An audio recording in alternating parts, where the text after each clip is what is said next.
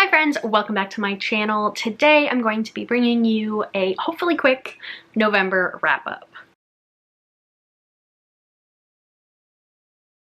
So I believe I read 7 books in the month of November, and I'm just going to talk you through them. I think I technically read 8, but I finished Rock, Paper, Scissors on like the first of the month and just included it in my last wrap-up, which is still not uploaded yet, so this is interesting.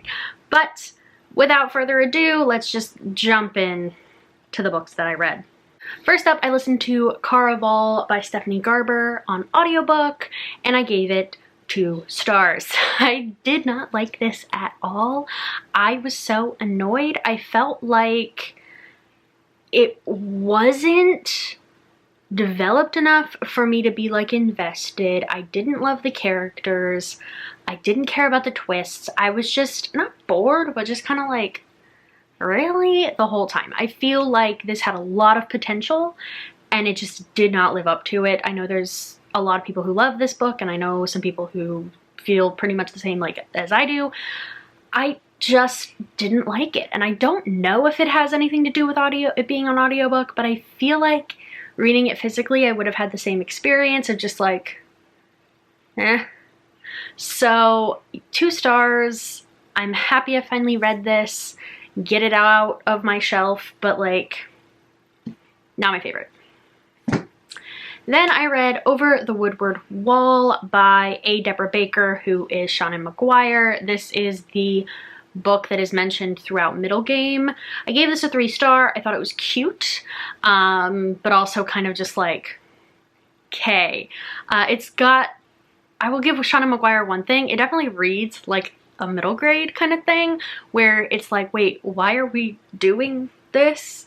And there was just like adventure after adventure after adventure, because I've read a lot of middle grade where I'm like, okay, can we like have a break? And I'm like, oh right, this is for like 9-year-olds who want constant action, and I'm over here like, I need a breather. Like, oh my god, why are we doing this? These poor kids.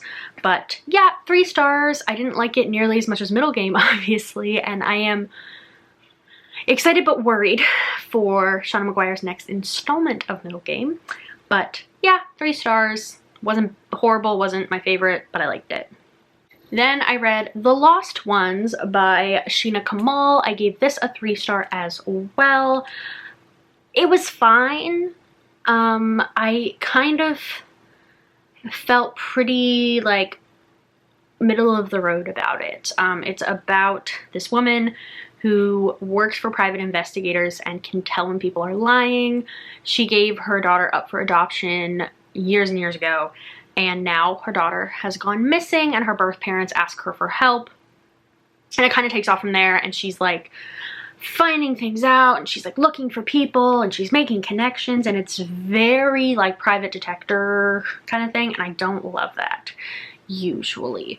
I like our main character. Her name is Nora. She's definitely imperfect and she does some fucked up shit, but overall it was just okay for me. I didn't hate it by any means, but it also was not my favorite. It's very middle of the road, very forgettable. Then I read one of my most anticipated of the year. This is The Project by Courtney Summers. I absolutely love Sadie, and I was really excited to get into this. And I read this on audio, and I am so excited that I gave it a 4-star. I was a little worried that was going to be kind of meh about this, because a lot of people were meh about this, and I was kind of worried that reading it on audio would make that worse. I really liked it. I enjoyed the cult aspect of this. It is about 2 sisters, one who joins a cult and one who is basically trying to save her from the cult. It's really intense at parts in the way where I'm kind of like, are you sure this is YA, Courtney? Courtney, are you sure you wanted to publish this under YA? It's a little much at moments, but I really liked it. I really enjoyed it. I didn't get bored. I know some people said that they were bored. I was never bored. I liked what this did. I felt like it created the cult mindset in such a way where there were even moments where I was like, well, is that so bad? Like, what is your proof that what they're doing is bad? And then it was like, oh god, like, no, they're horrible people. But it just established things very well in the way where you were kind of doubting yourself. I really liked that. 4 stars. I didn't enjoy this quite as much as I loved Sadie, but it didn't disappoint me, that's for sure. Then I read If the Fates Allow by Rainbow Rowell.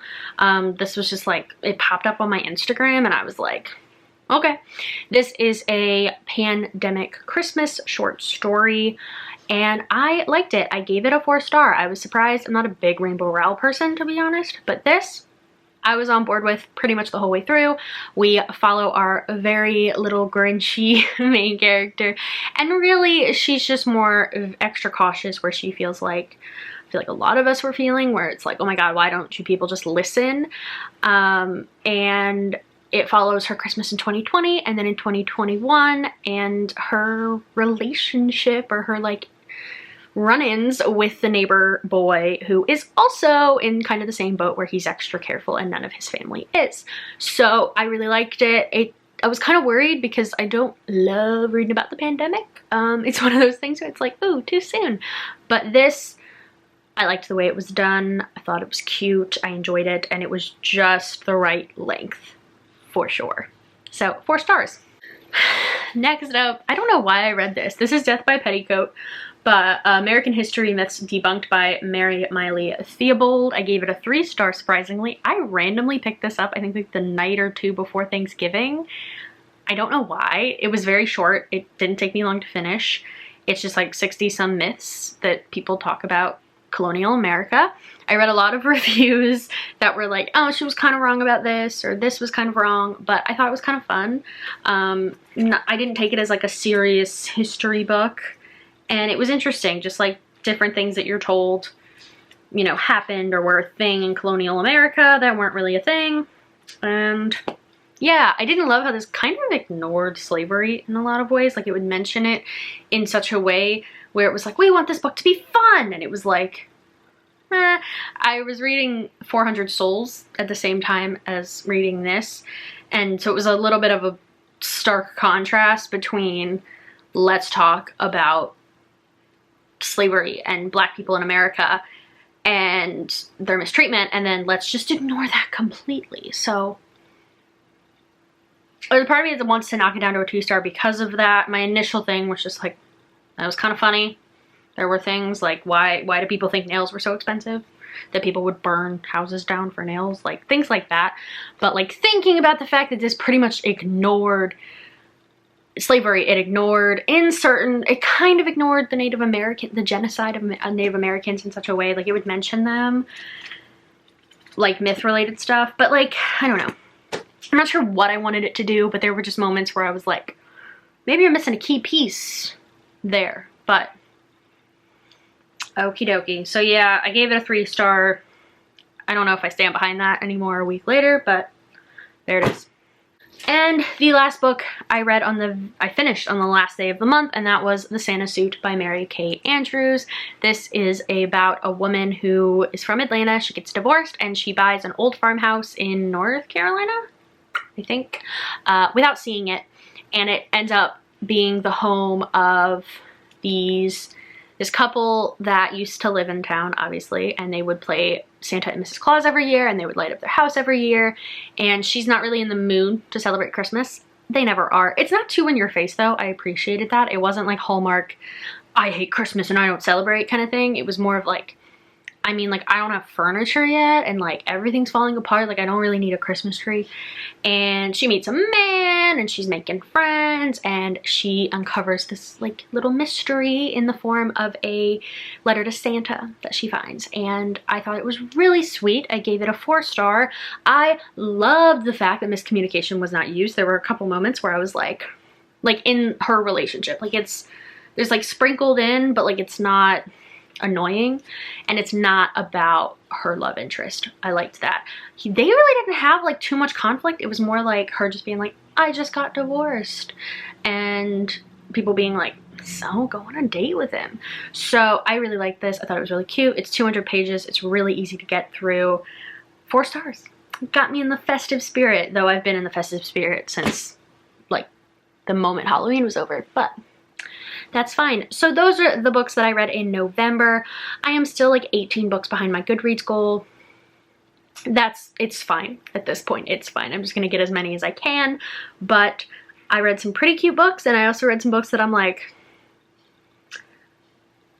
waste of time. But hopefully December will be a fun reading month. I have quite a few books to read. If you saw my very ambitious end of the year TBR, it's insane. But thank you so much for watching. Comment, like, subscribe, all the normal stuff, and I will see you all again really soon. Bye.